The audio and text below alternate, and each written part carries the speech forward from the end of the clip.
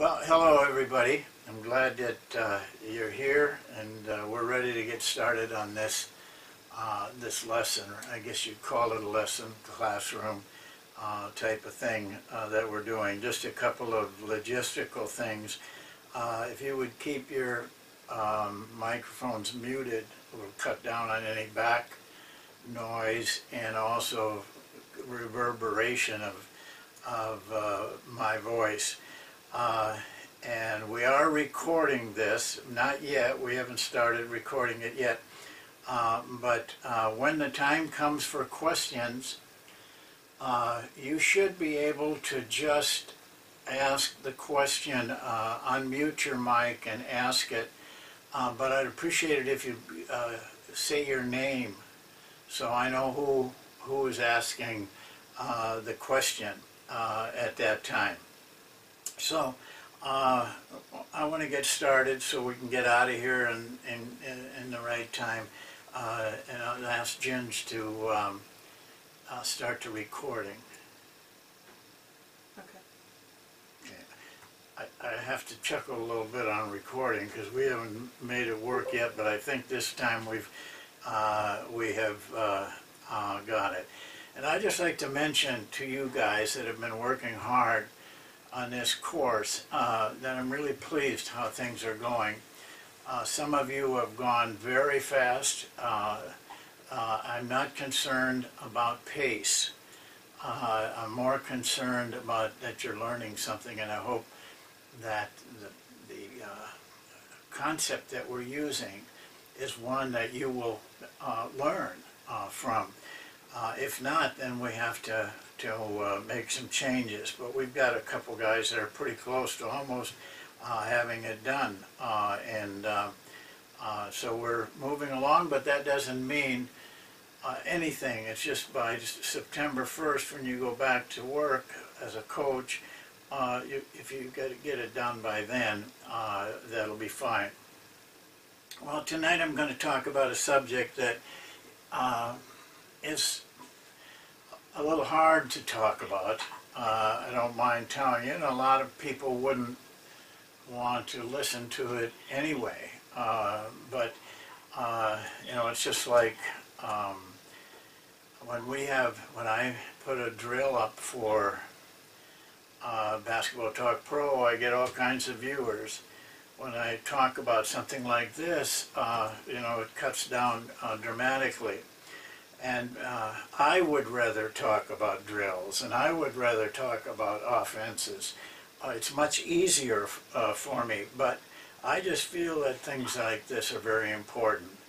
You know, I've just learned that there's a lot more to coaching than copying drills and offenses and that sort of thing. And I think what we're trying to do with Basketball Talk Pro and this course is to do things a little bit more in depth and to take care of ourselves as coaches as well as the team. And I speak to everybody when I'm talking to coaches like they're professional coaches, that this is what they're doing for a living. This is what they want to do the rest of their life. And it means that much to them. It may not be in your case. That's all right. But from my standpoint, I want to talk at that level. You know, qualities are, I think, are a very important part of coaching. I don't think you can do it correctly. I don't think you, personally, I don't think you'll succeed. You know, John Wooden, who was famous for 10 NCAA championships, is just about, if not more, famous for his pyramid, which is nothing more than a set of qualities that he wanted for himself, and he thought coaches, players should have. He deemed that very important, and I do the same thing. Now, the ones I'm going to talk to you about today, you know, are narrowed down from a large group. I went on LinkedIn and Facebook one time and asked them to give me one quality of a coach, one real strong quality of a coach. I got all kinds of answers. But when I boil all those down, I think that the seven that we're going to talk about are as important as any that I could see. And they're not only important in coaching, I think they're important in how you live your life. I don't care what you're doing, whether you're a lawyer or a doctor, whatever type of profession. I think these qualities will stand up. Well, I'm going to ask Ginge to put on a slide that I want to show you, and we'll start talking at that point.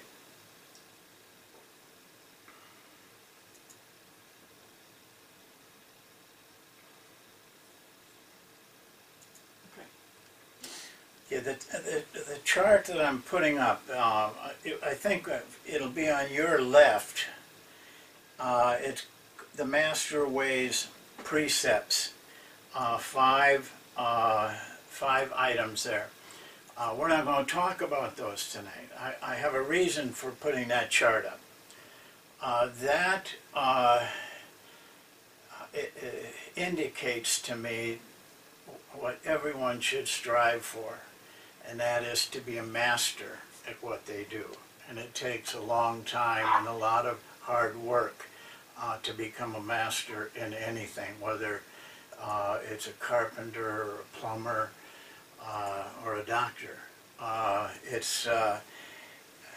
And I think these five, I call them steps in the original video, but I've gotten really intrigued with them, and I don't mind telling you, Phil Jackson has too, that these are legitimately steps towards becoming a master.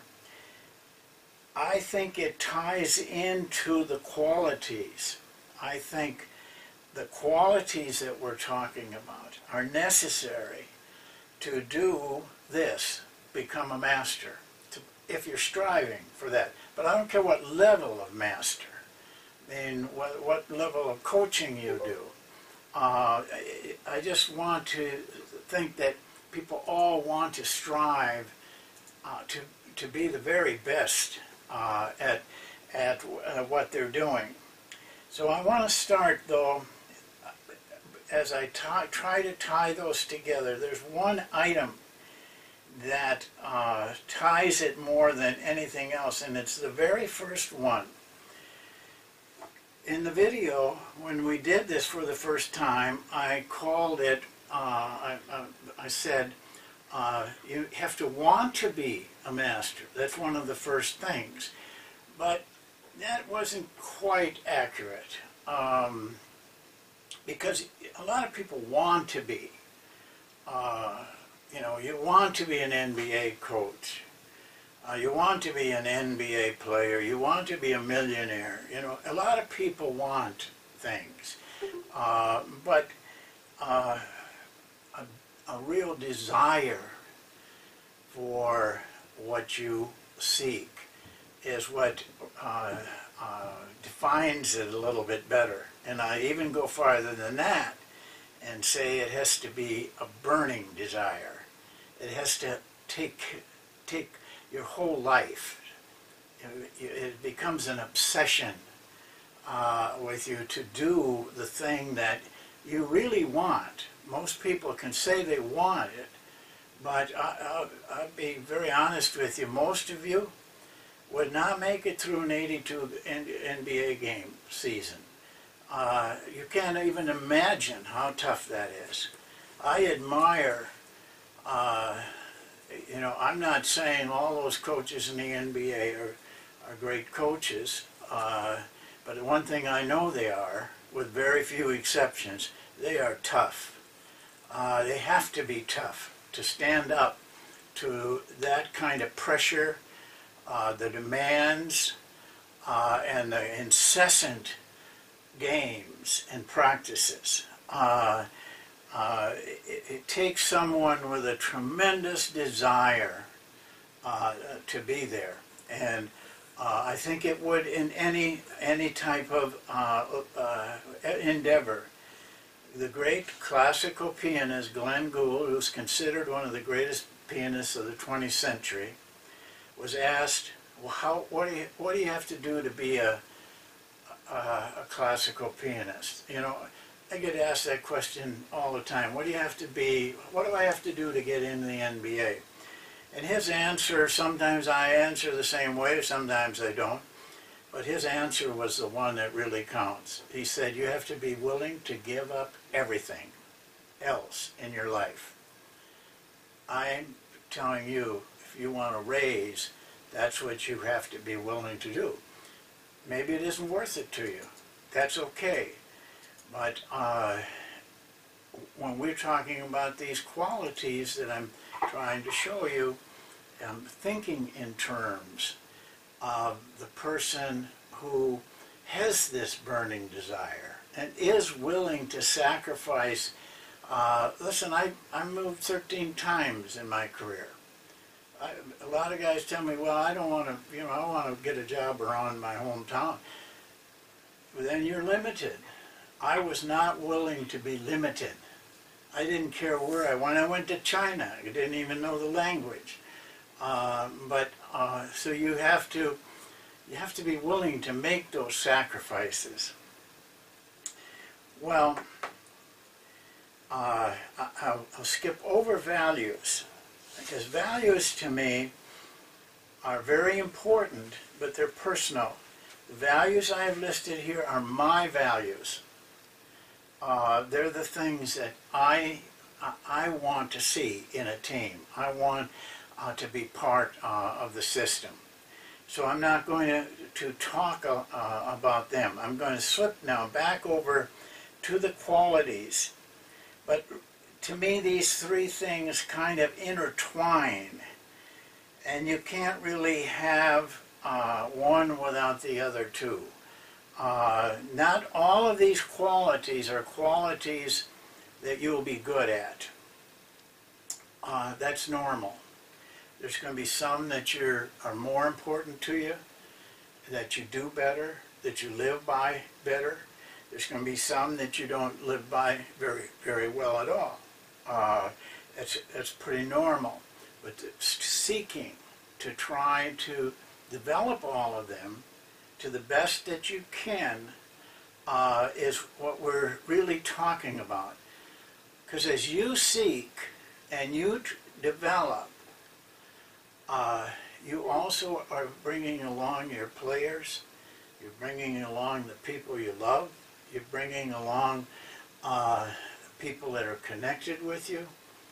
Every time you improve yourself, in my opinion, so do they a little bit. They're going to follow in that. So they're very important, and I want to get to them right now, so we have plenty of time to go through each one.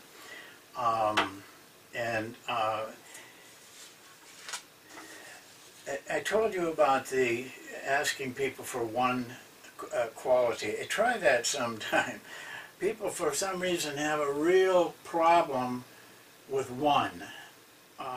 They don't want to let go, of another one to say just this one is right. I only got this quality from one person, the very first one. And he wrote about 2 paragraphs why he thought it was important. It was beautiful, beautifully written. And I couldn't, the guy just said everything right. But I don't believe any of these things we're talking about. You can put the chart down now. I don't think any of these things we're talking about will take place without a love of what you're doing. You have to love what you're doing. If you just like it, or it's something to do now, know, you might have some enjoyment with it, but my guess is it'll be short-lived. You have to love the game. Do you really love the game? Do you really love what happens in a game? Do you really love to see how things fit together and how play is not just be in awe or you know, envy, but just really love what's happening on the floor. You have to love your players, and I mean that sincerely. Players know what you are inside. They may not be able to verbalize it. They may not sit around and think about it. They just feel it. And this comes from years and years of going into huddles, timeouts, with the game on the line.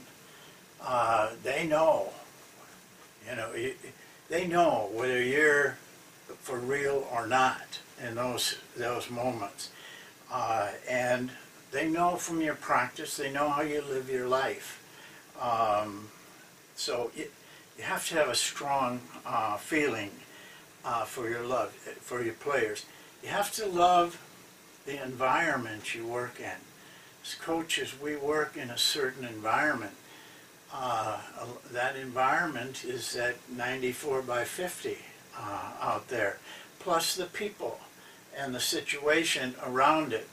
But if you really love what you're doing, you take that in as part of the thing that satisfies you, that fits your feeling for the game. Unfortunately, there is a seamy side of our business. It's always been there, all my coaching career. You know, I know it's there. The pressure, the bad people around you, the people that are always trying to get a piece of you, people that are undermining you, the media that wants to shoot arrows at you. It's not, that isn't a nice part of what we do. And so you have to have a real love for what you're doing in order to put up with that. And you know, it's been around me for so long, I don't hardly think about it anymore. I just I know it's there.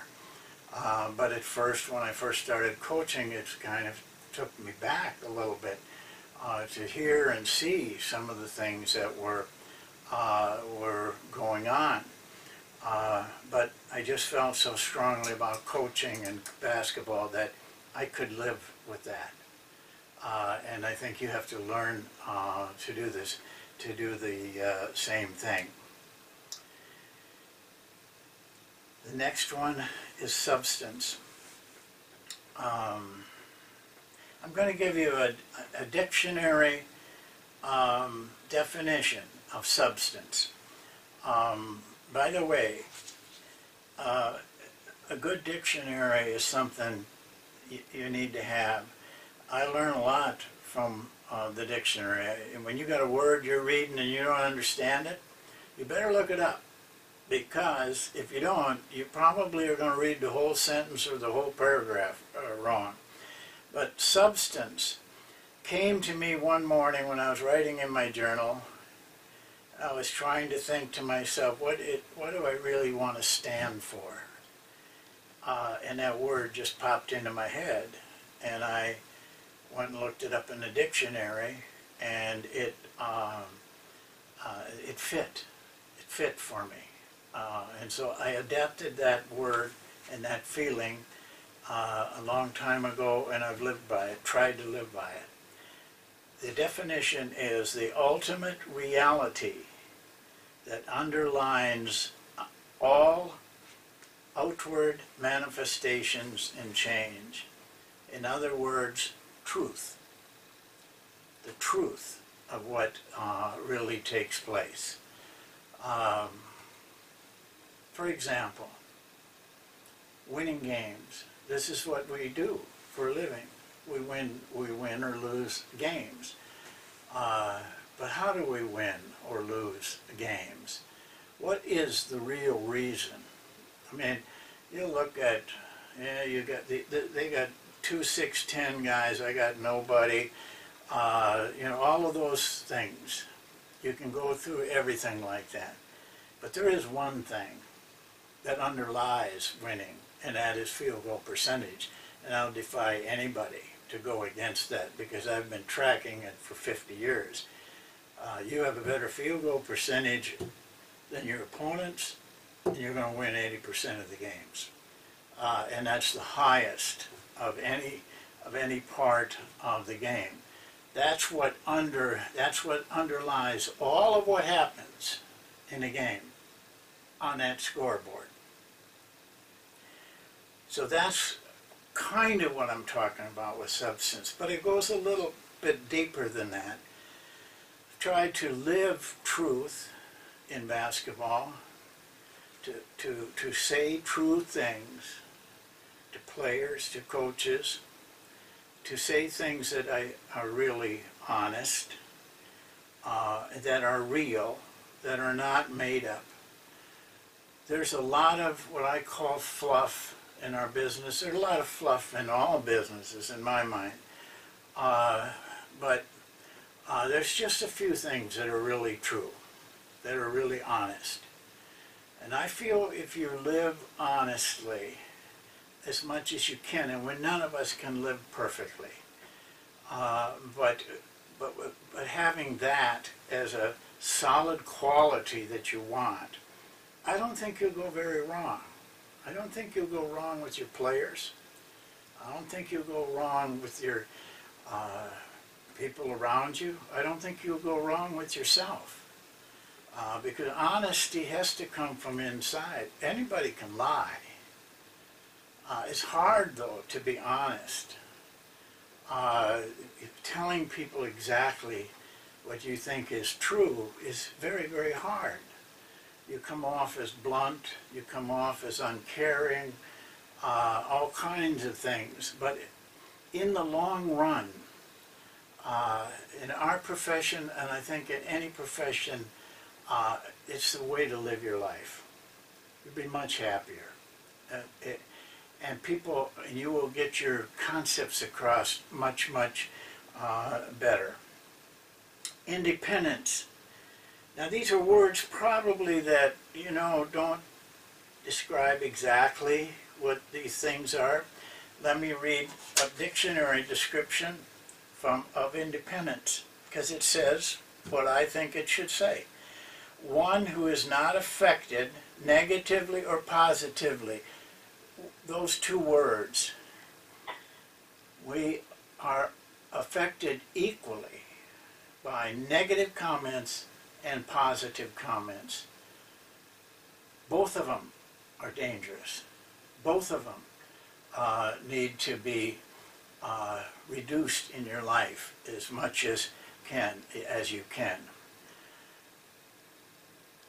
One who is not affected negatively or positively by what others may think, say, or do. The true standard of acceptance is from within. That's where you really need to, that's who you got to satisfy.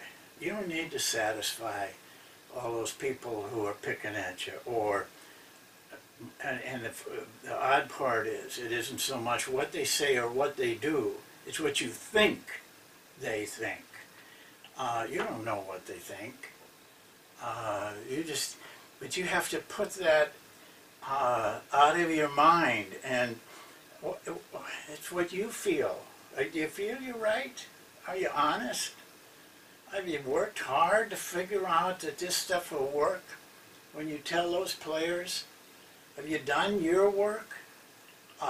If you feel that way inside, who cares what they think? You don't even know what they think. If they say something that's critical, it's one of the things you better learn as a coach. You're going to be criticized.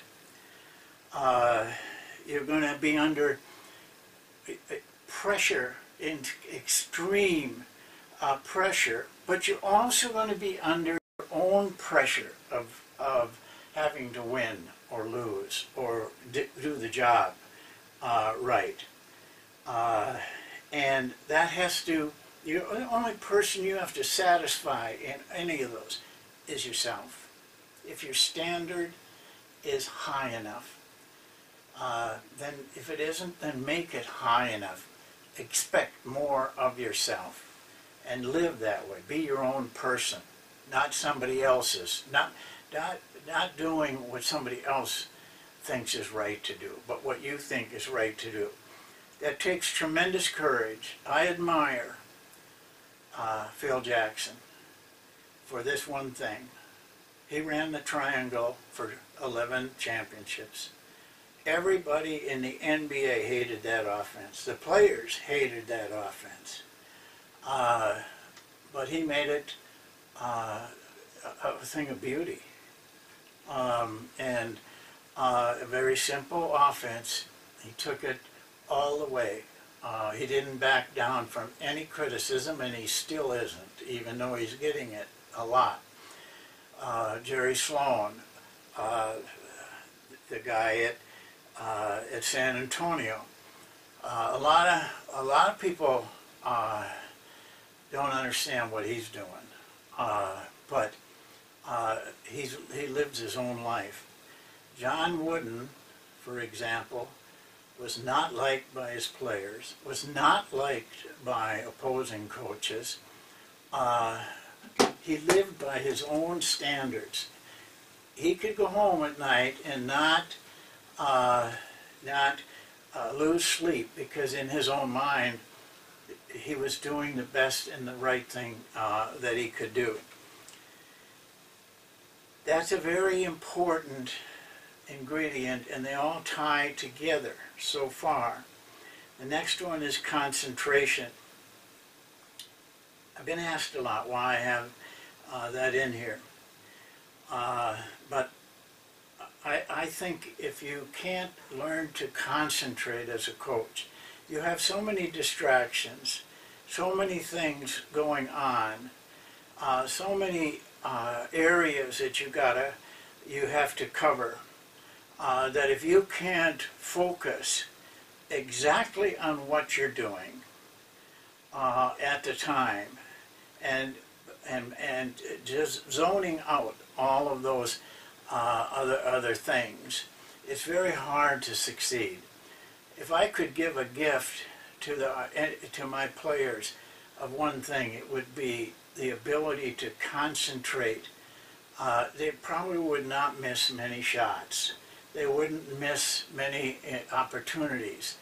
But when you're fraught with all the things that are going on around you, people yelling, all the things, you can't perform at your best. As coaches, we can't perform at our best when we have all these things going against us. And you have to learn how to handle distractions so you can concentrate. Now, you can ignore distractions if you're able, or you can find a way to not be involved with them. You know, a good way is shut your door, turn off your phone, and go to work. Concentrate on what you're doing. Putting a practice plan together shouldn't be rushed through. Every item you put on that piece of paper should be thought out, and you should be thinking to yourself, how I'm going to present this, what am I going to look for, what are the coaching points. It takes concentration to do that. If you can detach yourself completely from an outcome, the outcome of what's happening, the outcome of the game, the outcome of what you're asking of people, but concentrate on what you're doing, you'll have a lot more success with it. It's hard. It's hard to do though. You know, you can practice concentration. There's a lot of books on concentration, by the way, because I think it's important almost everybody's life. I have a very simple one. I do it every day. I try to improve my concentration with it, and it's very simple. I cut off everything, and I sit down in a semi-dark room, and I count my breaths. Just see how many of you could count 10 in a row and feel every breath in and out. Try it sometime. Do 10 minutes of it. And you're going to find that your mind is taking you all over the place. You're thinking of all kinds of things. But you can learn how to put all that out and keep your mind rigidly on that breath. You can learn to do that, because I can, and I had a mind that was going all over the place. But you can learn, and if you practice that, you'll find that it works into other areas. You'll do it naturally when you come on projects that you have to do. Those 4 qualities are kind of in their own area to me. They set you aside. The next 3, in my opinion, support those 4.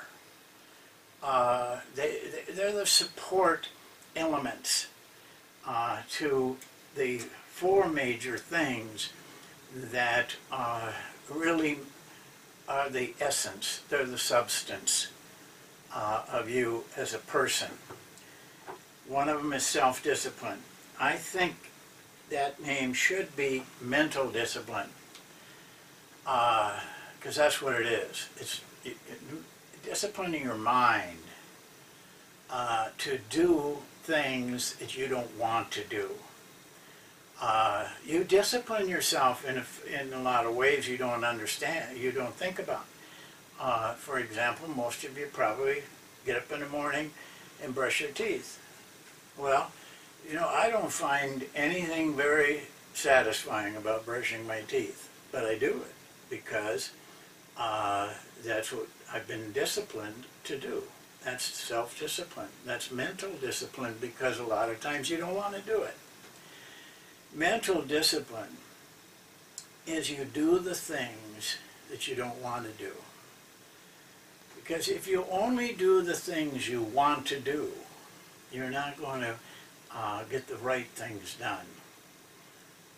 There's a great speech that a man made a lot of money making just a very small little speech. But his essence of that speech was, if you want to succeed, do what other people don't want to do. You do it. And I say the same thing about mental discipline. Mental discipline is a habit. You can learn that habit, but you can't learn that habit if you are constantly missing it. For example, I think for 40 years I have worked out 6 days a week, every day early in the morning. It's not fun. Sometimes you're sick, sometimes it's cold, sometimes it's hard to get yourself to do it. But after a while, you get so that if you don't do it, you feel guilty all day. You know, I don't like the feeling when I don't work out in the morning. Not so much physical as mental. If I have to miss, which is very seldom, because I get up very early so that I can do it before anything starts happening, and I'm fresh. But it becomes a habit. You can make that habit, but you can't make it if you start missing. Okay, I can't do it today, I'm too busy.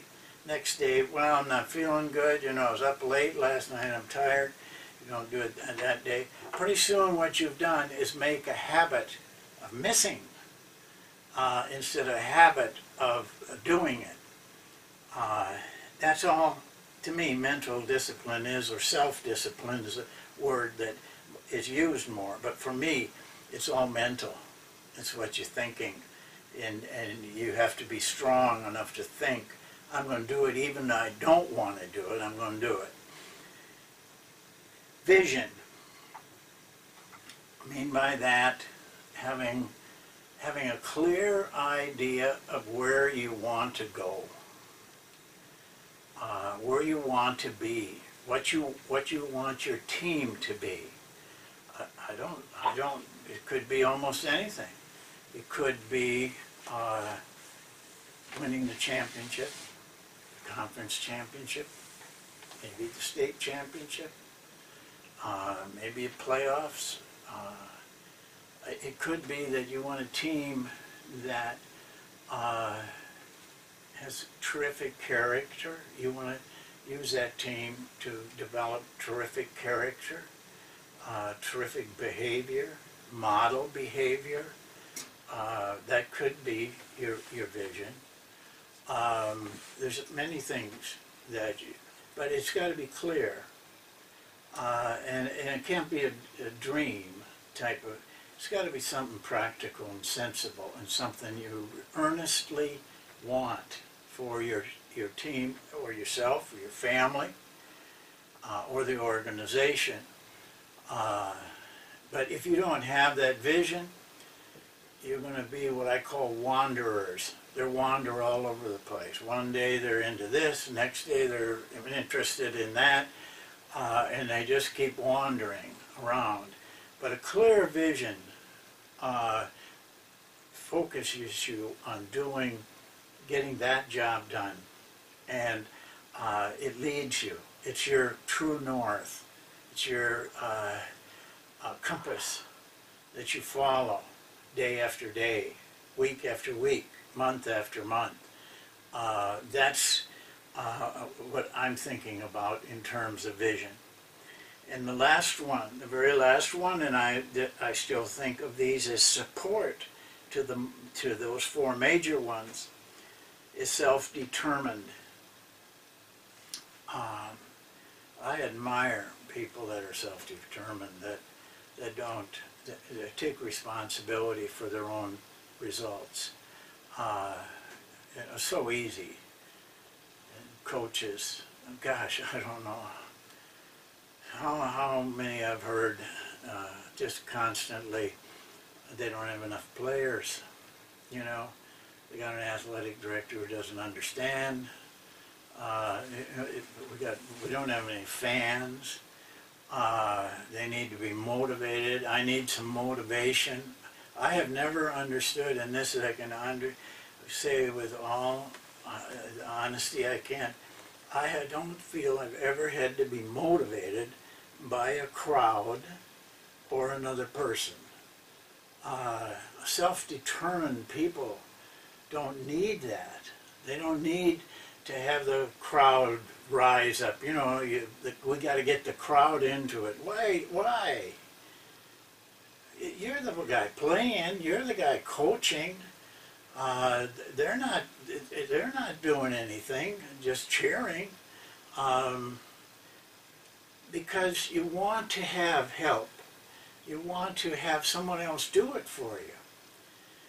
You want to get credit, but you want somebody else to do it. You want to have somebody else help you along.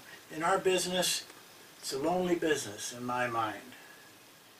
It doesn't have to be. A lot of people are social.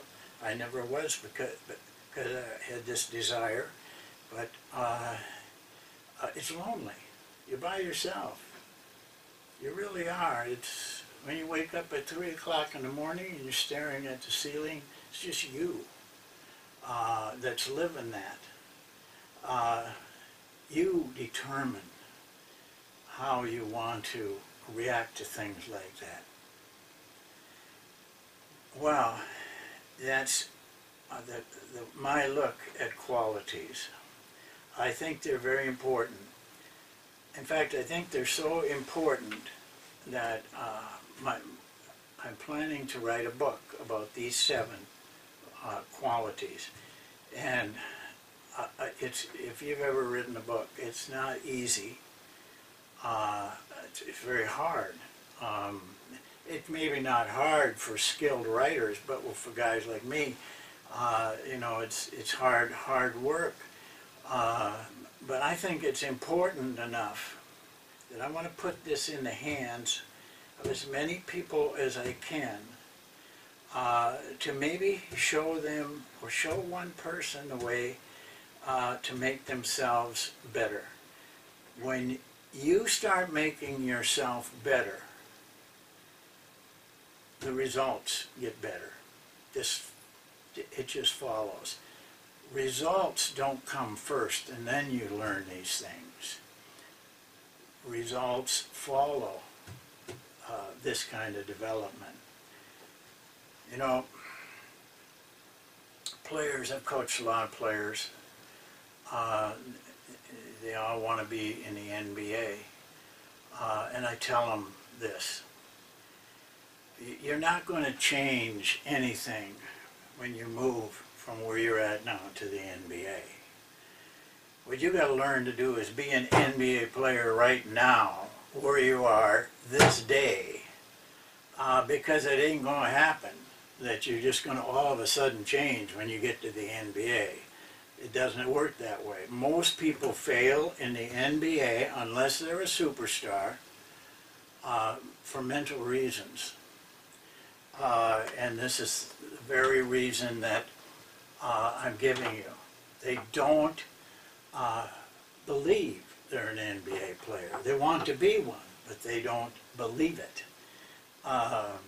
NBA players are the same. If they were playing in a high school of 40 kids as playing in an arena with 20,000 people, they're the same. They're tough people. So, you know, I think these qualities are something that are worth striving for. And as I said, they're very important to me. So, thank you for listening. This is you know, you can tell probably that this was a subject that means a lot to me. So now, you know, any questions? You may not have any in this area.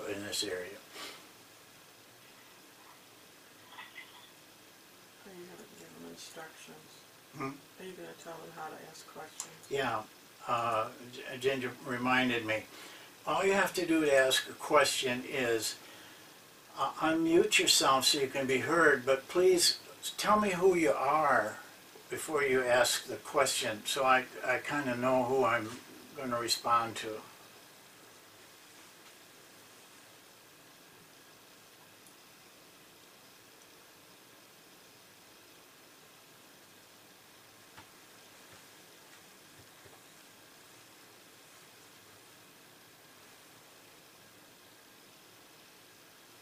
Coach, can you hear me? Yes. Who is it? It's Ron Asloff. Okay. Ron, I certainly can. Yeah, it's Ron. Yeah, Could I you just can. repeat that definition of substance that you stated earlier? The definition of substance. You want me to say it again? If you could, please. Sure. It's the ultimate reality that underlies all outward manifestation and change. Now, I didn't put that up, Ron, but I'd be glad to email it to you. I got it. I just see that last part. Thank you. Yeah. Can you say it again? Say it again? Who's that? Yeah, this is Dick Lee. Can you say it one more time, please? Sure.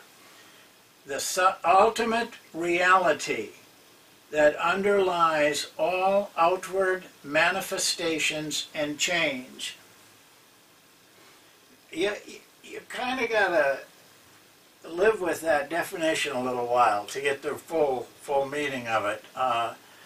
You know, at least I did. But it kind of hit me right at the first time I saw it, and I've kept it with me all these years. And Could you, I'm sorry, I didn't mean to interrupt you. that's all right. This is Dick Lee. And could you expand a little bit on being an NBA coach or player today? What have you, go, you got to be one today before you will be one eventually. Could you expand on that a little bit? Does that make sense? Could you say that again, Dick, so I understand it correctly? I've got written down here, you need to be an NBA coach or a player today. Yeah. Okay. And could you expand on what you mean by that? Sure. Sure I can. I think that how you feel about what you are and what you're doing has to be at the same level that an NBA player feels about what he is and what they're doing. I think that so many people, and I've worked with a lot of development-like players, that think, well, all I got to do is if they could just see me, I would, you know, they'd want to hire me. But the truth is that they're not that of that caliber. They have to develop themselves now, not get the job and then develop themselves. You follow me, Dick? You know, it's just, I'm sure, Dick, you can understand this in coaching. So many people know how to get jobs. You know, you can network and get jobs. But you've got to do the job after you get there. And that's the point I was making to these players, is that it isn't enough just to get there. You've got to get there and stay there. So you have to be what is good enough right now. You know, you can't wait. I mean, I'm not saying you can't make progress, Dick, but so many of them just say, well, you know, it's kind of like it's just going to happen. My point is, whether you want to be a coach or player, today is the day that you work on it, and you work on it with that kind of enthusiasm, so that when you get a chance, you're ready to take advantage of it. Is that better, Dick? Good, very good. Appreciate it. Thank you. Hey, Coach, it's Joe Lopez here. Can you hear me? I think so, yeah. Joe Lopez. Yeah, Joe, I can hear you. Okay. My question to you is when is it good? If we go back to this networking and knowing how to coach, but when does that change with the owners, with the head coaches? They're always hiring former players. I look around. You say, Christ, 90% of the coaches in the NBA probably don't know how to coach. When does that stop? How does that change? When it seems that's what's being hired. Well, Joe, that's a good question. I'm very sure that I can't answer it. I don't know when it'll change. It's been that way since I started coaching. When I was coaching in high school, they were hiring outstanding players from their high school. In college, it was the same thing. It's always been that way, and I think it always will. You got to remember, you said 90% of the guys in the NBA couldn't coach. That's probably true, Joe. They have one characteristic, if they're up there. They're tough people, and they really want to be there. They really want to be there, and the players are the same way.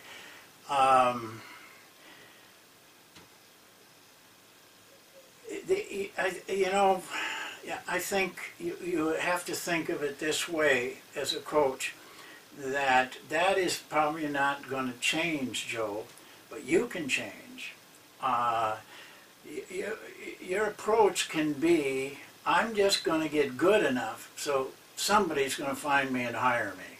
And, you know, it's the only thing that I can really offer you in that area. It's always going to be attraction. Coaches and players, you know, are hired more for attraction a lot of times, how they think they will attract crowds. You got to remember the owners depend on making money, so they want players that are going to, you know, fill the arena. But they shoot themselves in the foot, because you can see how many turnovers they have. There will probably be 7 or out of 30 coaches, there'll probably be 7 or 8 new head coaches at these places. They already fired one guy, you know, and there's more to come. You know, so I don't understand why they do it, and I think that's why certain guys can succeed so well. For example, Popovich. He's put together a system that is, you know, very outstanding, almost infallible. He hires people based on their merit. He gets players based on their merit. You know, I watched this guy play last night. I can't remember his Leonard. I think it's Leonard. His name. I didn't. You know, I don't know where he came from, but he's really a good player. You know, a lot of people would have overlooked that guy.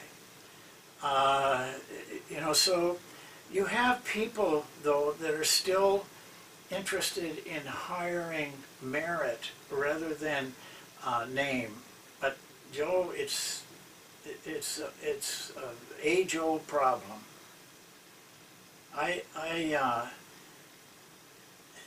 You know, personally have fought it, and I know Dick Lean has been around a long time. He's fought the same thing. You're always fighting it. Right now, when you get a certain age, no matter how good you are, they don't want to hire you. There's a lot of guys like Dick out there that are being overlooked because of age. They're like young guys, you know, because the young guys don't have any garbage. They don't have any knowledge, but they haven't done enough to have bad things happen to them yet, and they're gonna happen, because it happens to everybody. You know, Larry Brown, my God, he was a Hall of Fame legend. He went to one place, and you know, he got fired. He was humiliated. It happens to everybody. But the reasons that people hire, I just have never figured out. I mean, I figured it out, but I don't understand why anybody who's got hundreds of millions of dollars tied up in a team would not want the very best coach possible, regardless if anybody knows him or whether he played in the NBA. The guy at Boston right now, Stevens, I think is maybe going to, you know, get over the hurdle. You know, most college guys, they got to do it in a year and a half or they're out, because there's a stigma in the NBA about college guys, even though some of the most successful coaches in NBA history have been college guys. You know, so, you know, I think he's showing the ownership that they made the right choice, but they took a chance. That's about all I can tell you, Joe. I wish it were different. Anybody else? Well, I gave you the schedule. I think we can stick by it. and it's going to be about every 2 weeks. And so, you know, always try to read, if a lot of you have read the book completely, but always try to read a little bit about it before we have the lesson, and it'll help you to, you know, to get some background.